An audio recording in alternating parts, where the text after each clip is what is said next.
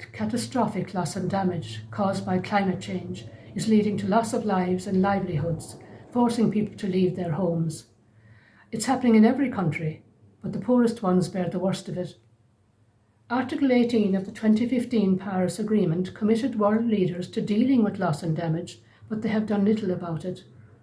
So paying for loss and damage must be top of the agenda at COP26. A compensation fund must be established now without delay. Climate justice demands this.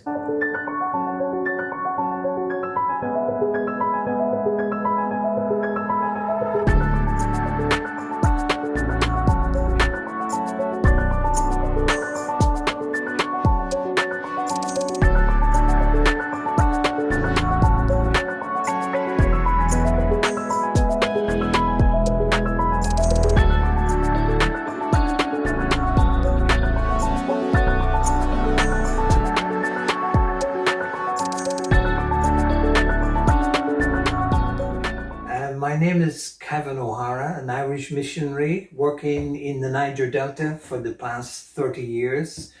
I have lots of experience of engaging communities, engaging with multinational oil companies, and I've seen at first hand how exploration of oil and gas is so detrimental to the environment and to the health of the communities in the Delta. I am sincerely convinced that the time has come for multinationals, oil companies, and governments to look for alternative sources of energy. The Niger Delta has sun every day of the year. There are great opportunities for translating and using this energy for new ways of producing livelihoods for the peoples of the Delta. And I would just like to encourage the governments of particularly the Western world to think seriously about how to bring about change in this African continent to make the lives of the people better. Thank you for this.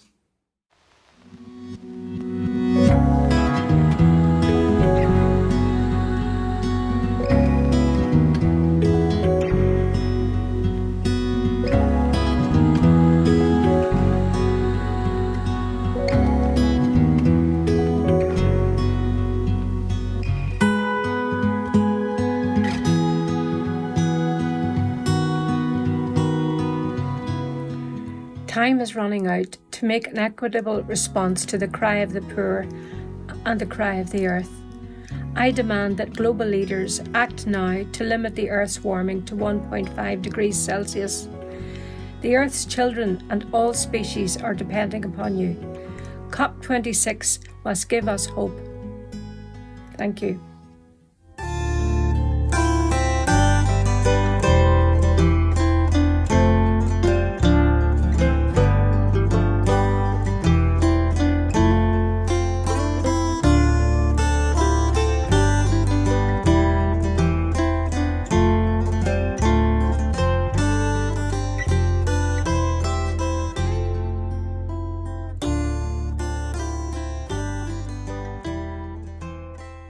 Expect from COP26 two things in particular.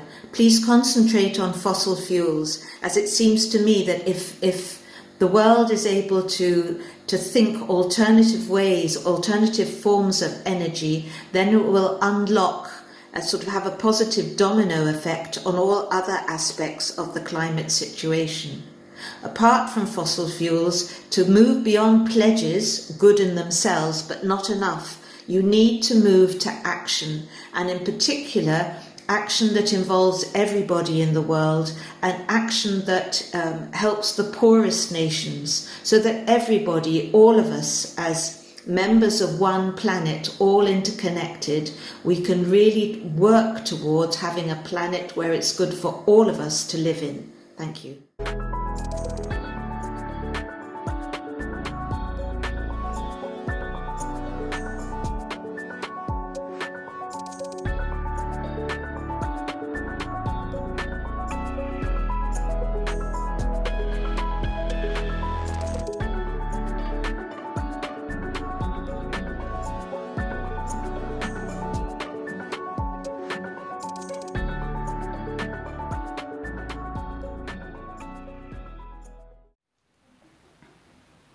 Gracious God, we give thanks for the wonderful gift of creation.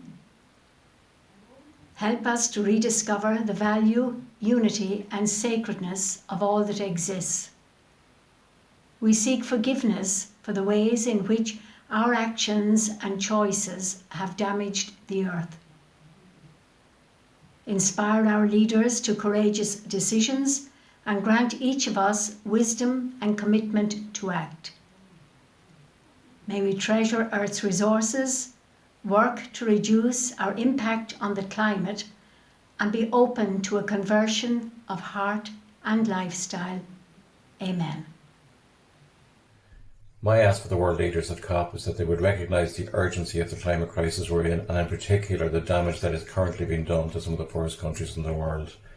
Those countries need funding to mitigate future damage, but also to deal with the damage that's been caused. So I ask the world leaders to set up as soon as possible an international loss and damage.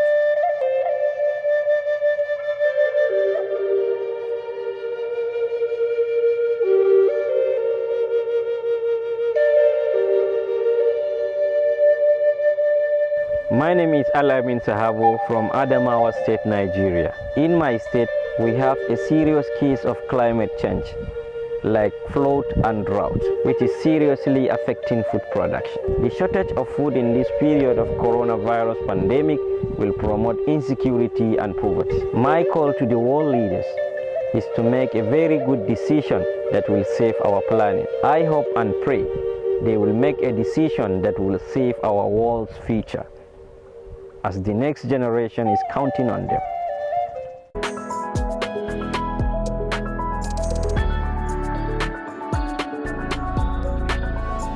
I, Bree Shanahan, appeal to all global leaders that you take concrete and serious action to stop and prevent the continuous and unnecessary plundering of Earth's resources. Please, please take your responsibility seriously. The impact on the poorest countries is horrendous. It is in your power to act now, and it is imperative that you do so. Thank you.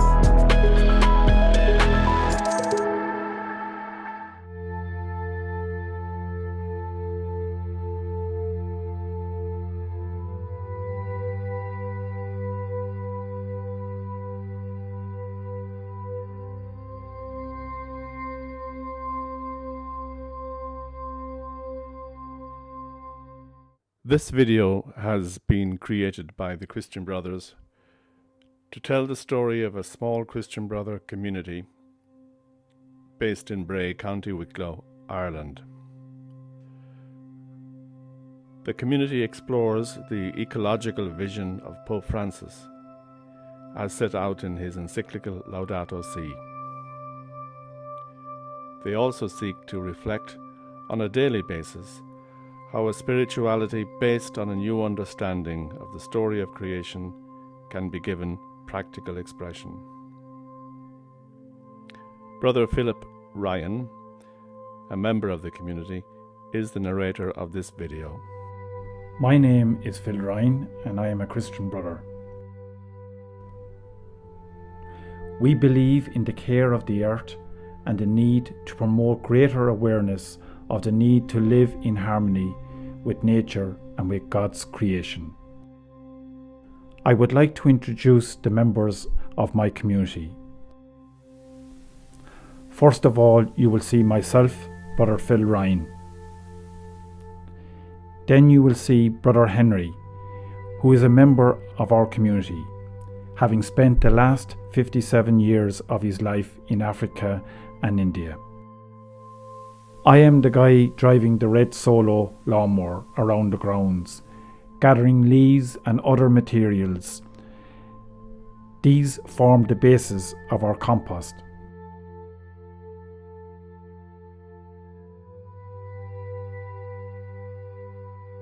The other member of our community is Brother Jim Donovan, who has been part of this community since beginning.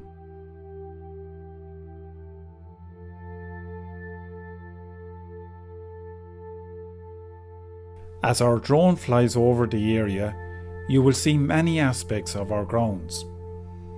One of the areas you will see are the bees tucked away busily working away in their hives. They are going from their autumn cycle into their winter cycle. By this I mean that they survive longer over the winter rather than their 7 to 8 week cycle that they operate during the spring and summer seasons. This is our compost heap, consisting of natural vegetation, grass and combustible material. This has been composted over the last 12 months. We are putting the compost in our garden where we have sown vegetables over the last year.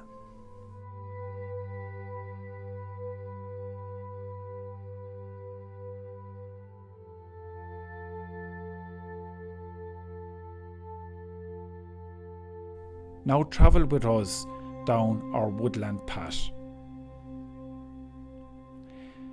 Somewhat out of context and surprisingly, our Irish woodland has a number of native redwood American trees. We are very proud of these. They have their own particular character and place in the overall ecology of our woodland. Around our property, we tell the magnificent story of the evolution of our universe and of our earth home.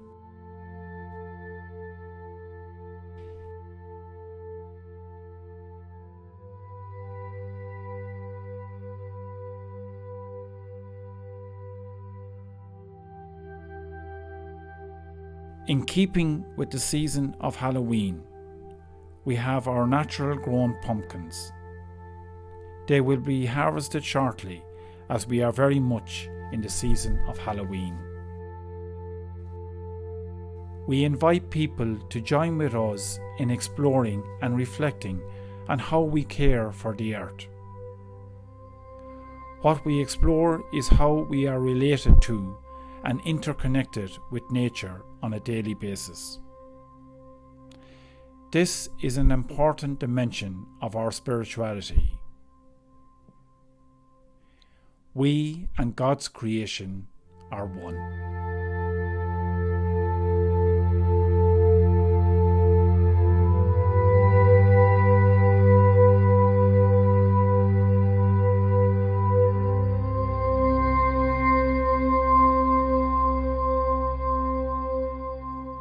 I have come to Glasgow to demand of COP26 a future for my children and for my grandchildren. Already I find I am disappointed as I walked around Glasgow today, and as I came upon the conference centre, I was shocked to find the amount of black limousines that were flying up and down the whole of Glasgow, delivering and collecting people. Despite the fact that all of those who came for COP26 were given free passes to come by train or by bus, or like the people of Glasgow, to walk. Instead, they are being ferried back and forth in limousines. There were 20 limousines that brought President Joe Biden from Edinburgh to Glasgow, with an ambulance and a helicopter. There were 2 helicopters flying all over the city today. There was a huge glitzy dinner last night.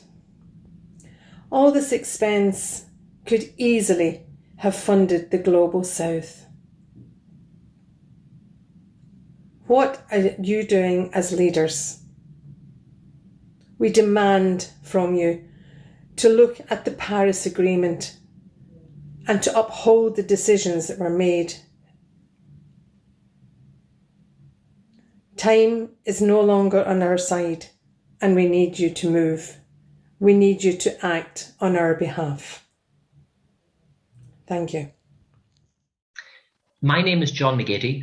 I work with the Irish province of the Sisters of Our Lady of Apostles as their Justice Officer. My work is primarily about raising awareness and advocacy for social and environmental justice. We especially focus on raising awareness about climate change and biodiversity loss from the perspective of integral ecology, and draw attention to the impact of this twin crisis on those people and countries who have contributed least but are already paying the most. Most recently, we jointly organised the second Cork Conference on Intergenerational Climate Justice, titled Hope for the Future, System Change, Not Climate Change. This was a follow-up to a similar conference we ran in 2019, albeit this time online. The conference encouraged thought about how the systems we live in must change if we are to thrive sustainably and justly. It provided an opportunity for young people and adults to come together, to find common ground and become agents of change. We heard speakers from Uganda, Kenya, and South Africa speaking about the impact climate breakdown is already having on people and communities in their countries. We also heard from young people in our own country of Ireland, speaking about the distress and anxiety they feel, facing into an uncertain future. Climate breakdown affects different parts of the world differently and impacts on people in different social positions differently, and as such is a matter of social justice as well as sustainability. It is therefore imperative that world leaders come together in Glasgow this week to take meaningful policy decisions that protect our common home for all life and ensure a just transition.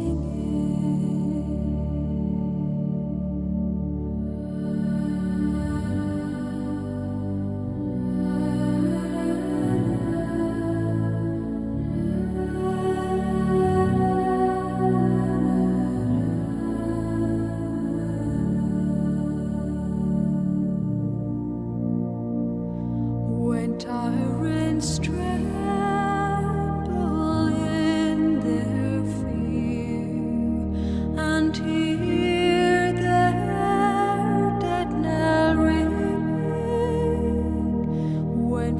friends rejoice, both far and near.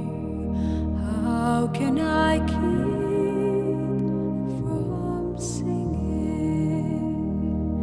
In prison cell and dungeon vile, our thoughts to them are winging. When friends by shame